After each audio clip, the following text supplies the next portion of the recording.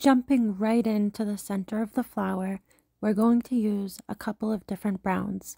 The first one I'm using is burnt sienna. This is a beautiful, transparent, reddish brown. Now we want a circular shape, but not a perfect circle. So just take the brush and kind of dab it around so that your edges are a little uneven. Next, take some Mars brown and dab it along the edge and directly in the center. We just want some variation in color. The third shade of brown we're going to use is sepia, which is incredibly dark, almost black, and we're only going to put it at the bottom edge. For the petals, we're going to do the press, drag, lift technique. I'm doing that twice for each petal. And the first color I'm using is cadmium lemon. This is incredibly bright, a very powerful color, so we don't want a super lot of petals with this color. I mean, you can if you want, but I just find that the color is very overpowering, so we only want a few. The next color we're going to use is cadmium yellow medium. This is a little bit warmer, a not super bright yellow, but still very vibrant and beautiful. We're going to use multiple shades of yellow just to give variation in color, make it a little bit more interesting.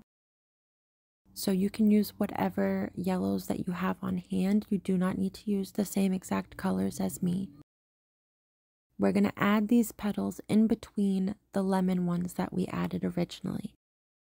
Once you're happy with the amount that you have, you can add a little bit of orange to the cadmium yellow, and you're going to add a few of these petals in.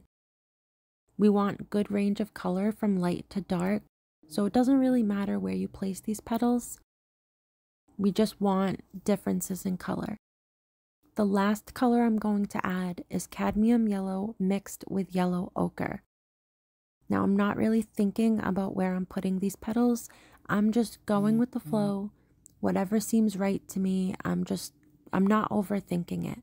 This is a very loose style flower, meant to just be fun and relaxing, not stressful. And once you're happy with the amount of petals you have, take some just plain yellow ochre and add in just a couple of petals of just yellow ochre. Then you can take the tip of your brush and drag out some of that wet brown center into the petals. We're just doing a few lines per petal. Now, if you don't like color bleeds, just make sure that each part of your painting is dry before you continue on to the next step.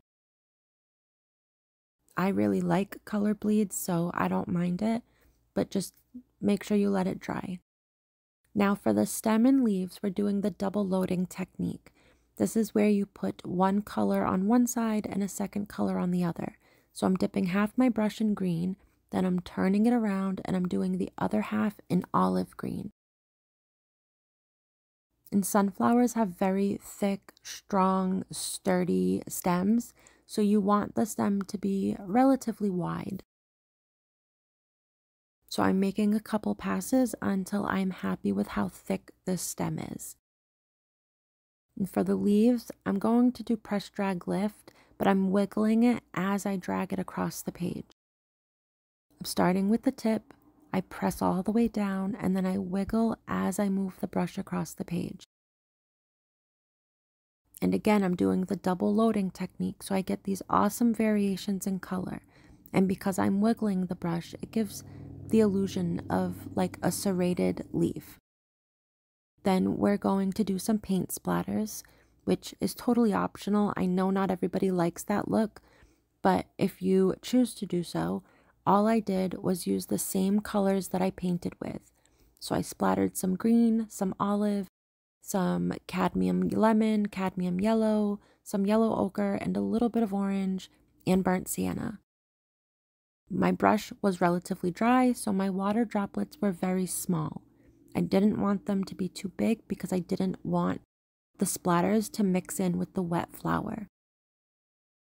But this whole painting took me about 7 minutes from start to finish, so it is very easy, very beginner friendly. And if you enjoyed this video, please consider subscribing to my channel, and I'll see you next time.